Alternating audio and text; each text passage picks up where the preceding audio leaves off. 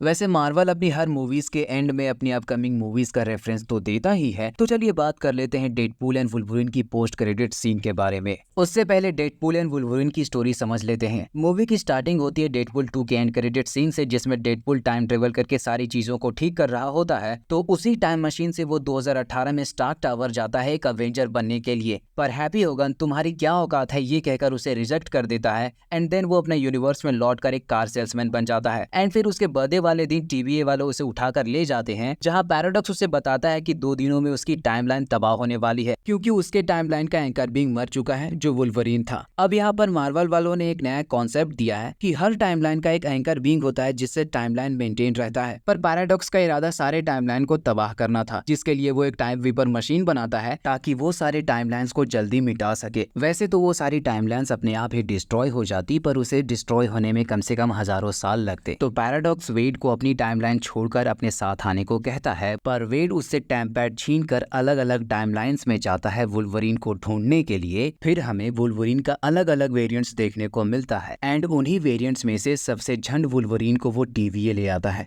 ताकि उसे वो अपने टाइमलाइन का एंकर विंग बनाकर अपने टाइमलाइन और अपने लोगों को बचा सके। पर पैराडॉक्स दोनों को प्रून करके वॉइड भेज देता है, जहां ऑलरेडी कैसेंड्रा नोवा राज कर रही होती है। एंड वहां सिर्फ 2 ही रास्ते होते हैं, या तो कैसेंड्रा नोवा का गुलाम बनना या फिर अलॉयड का शिकार बनना। एंड देन वेड एंड लोगन को कैसेंड्रा नोवा के लोग पकड़कर कैसेंड्रा के पास ले जाते हैं, पर वो दोनों वहां से बचने में कामयाब होते हैं। एंड वो आगे चलकर बॉर्डरलैंड में नाइटपूल के साथ रेसिस्टेंस को ज्वाइन करते हैं, जिसमें blade, Electra, gambit, X-23 and हमारे कैप्टन भैया एज ह्यूमन टॉर्च। खैर वैसे हमारे कैप्टन भैया को पहले ही कैसेंड्रा नोवा आलू की तरह छील देती है। फिर वेड और लोगन चारों के साथ टीम बनाकर कैसेंड्रा नोवा को मारने चल पड़ते हैं, पर लोगन उसकी जान बख्श देता है, इसलिए वो उन्हें वहां से बड़ी आसानी से जाने देती है। फिर उसे पता चलता है कि पैराडॉक्स उसे धोखा दे रहा है, तो वो पैराडॉक्स का प्लान जानकर अब वो चाहती है कि अब सिर्फ एक ही टाइमलाइन बचे और उसे वो ही कंट्रोल करे। एंड देन लोगन और वेड की एक पूल आर्मी से फाइट होती है, पर वहाँ पीटर आकर लोगन और वेड को बचाता है। वहीं दूसरी तरफ कैसेंड्रा नोवा टाइम वीपर को स्टार्ट करके टाइमलाइंस मिटाना शुरू कर देती है। फिर वेड और लोगन वहां पहुंचते हैं तो उन्हें पता चलता है कि टाइम वीपर को रोकने का बस एक ही तरीका है कि कोई फिजिकली नीचे जाकर दोनों वायर्स को कनेक्ट करे, जिससे मैटर और एंटी मैटर मिलकर एक बड़ा सा एक्सप्लोजन का रूप ले ले और टाइम वीपर ब्लास्ट हो जाए। पर दिक्कत ये थी कि जो भी ऐसा करेगा वो मारा जाएगा। तो ये सुनकर लोगन नीचे जाने का डिसाइड करता है, क्योंकि जब सारे एक्समैन मारे गए थे तब लोगन ने अपने यूनिवर्स में तबाही मचा दी थी, जिससे सिर्फ उसने गुनहगारों को ही नहीं बल्कि कई मासूमों को भी मार डाला था, जिस वजह से उसके मन में गिल्ट बैठ गई थी। तो फाइनली उसे लगता है कि वो सारी आवाजों को बंद कर सकता है जो हमेशा उसके कानों में गूंजती रहती है, एटलीस्ट इस यूनिवर्स को बचाकर। तो भाई लोगन को लगा कि वो खुद को सैक्रिफाइस कर सकता है। तभी वेड को हैप्पी होगन की कई बातें याद आती है जो मूवी की शुरुआत में हमें सुनने को मिला था। तो बात ये थी